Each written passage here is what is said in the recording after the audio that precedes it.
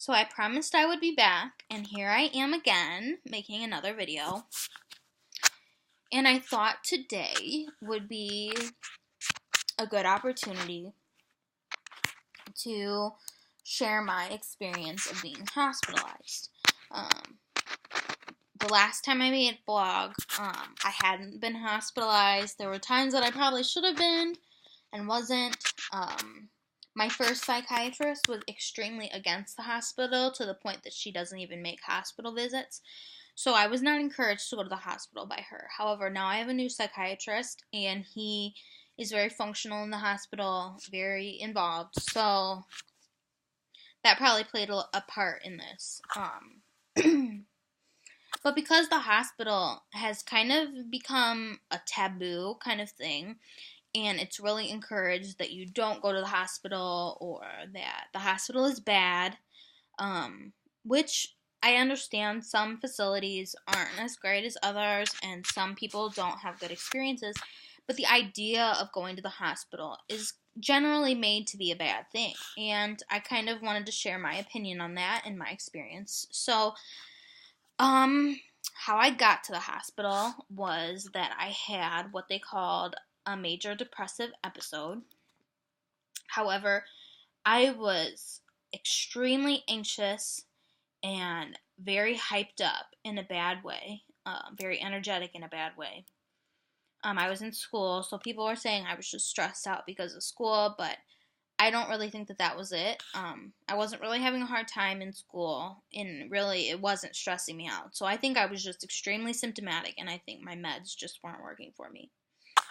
So, like I said, I was experiencing a lot of overwhelming anxiety, and to the point where my chest felt like it was swelling. I felt like I was having, what I thought to be like a heart attack.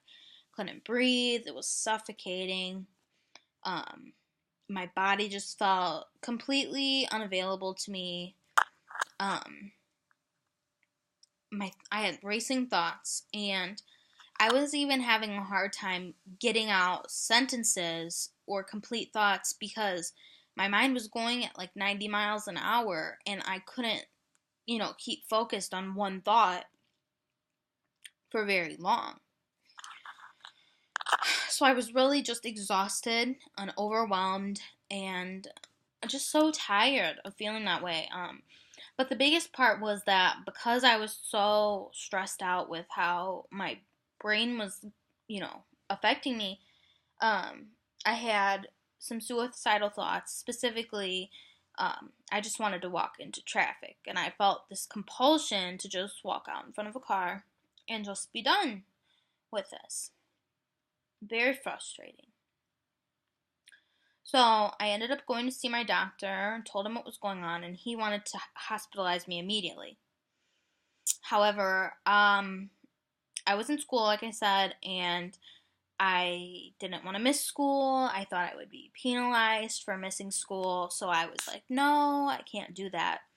So he very hesitantly let me leave with a, med change, and with my mom promising that she would watch me.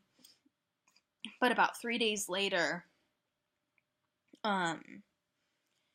I experienced the anxiety, but it was even worse than it had been. I had tried taking Klonopin and calming down, and nothing was working. It just felt like it was getting worse. I felt like I couldn't breathe.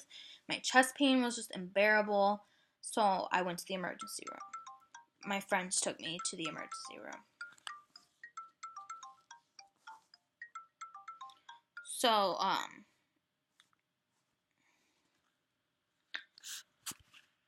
trying to think. So in the emergency room, they gave me a big old shot of Ativan, and admitted me to the hospital. So I was in there for a week, and in my experience, I really, I don't want to say enjoyed my hospital stay. I needed a break. I was exhausted, and the hospital gave me a really dumbed down environment where it was okay to just do nothing. and I could read or write. I started writing in a journal or just watch TV or color, and all that was available and that was acceptable to just do nothing. And I really needed that. They also had arts and crafts, and we had groups, and I was able to talk to a therapist like whenever I wanted. And I met some people that I'm still friends with. So yeah, when I think of the hospital, I'm really grateful. I have good memories, and would I go back if I needed to? Yes. And it has been a hard time since the hospital, and have thought about going back, but haven't. So I wanted to show you my crafts that I have from the hospital, because I keep them because they mean a lot to me, because they just represent a time when I was really struggling but managed to make it through and made a good decision for myself. So I have my house here that I painted, and I just really love this house. I don't know why. And then I also have this bird, which very detailed here with the wings. I painted this too. Now I have more crafts that I did, but I did give a lot of them away and have them elsewhere. I had a lot of people that came to visit me and bring me things. A lot of people kept me company. And I met people that I still know and were in PHP with me too. So, overall, my hospital experience was very beneficial to me. So, my point with sharing my personal hospital experience was to say that, like I said, I know the idea of going to the hospital is very taboo. And in PHP we learn coping skills and all these things to stay out of the hospital, and people want to stay out of the hospital, and it's just really looked down upon.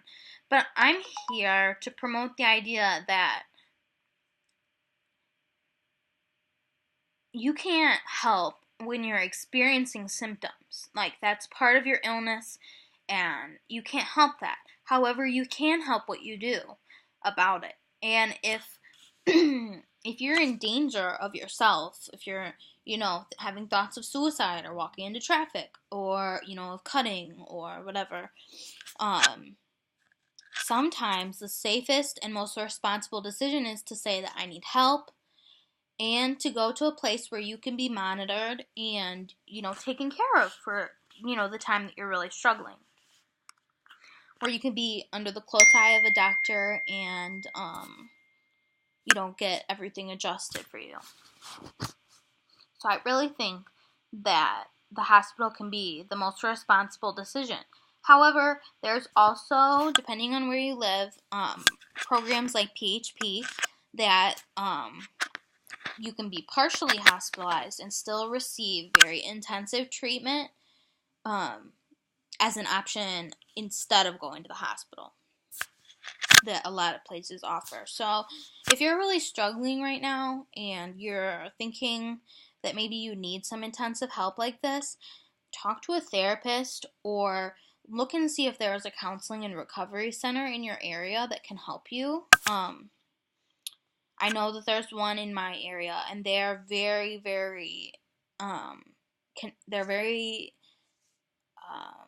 I can't think of the word, attentive and very concerned and caring about the needs, and they go out of their way to help.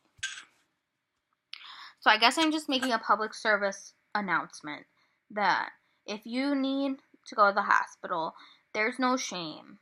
You can really be humble about it, and just accept that you're having a hard time and that you're just making a responsible decision. So I hope that in sharing my experience at the hospital, it kind of opens some eyes that, the hospital isn't a terrible place, usually, and you really can get some help and comfort there. So that's really all I have to say about my experience, and I hope that this helps. So if you need any more information about going to the hospital, or you don't need to talk to somebody, leave a comment. We can email. And yeah, I really hope this was informational. And I will be back with more videos very soon.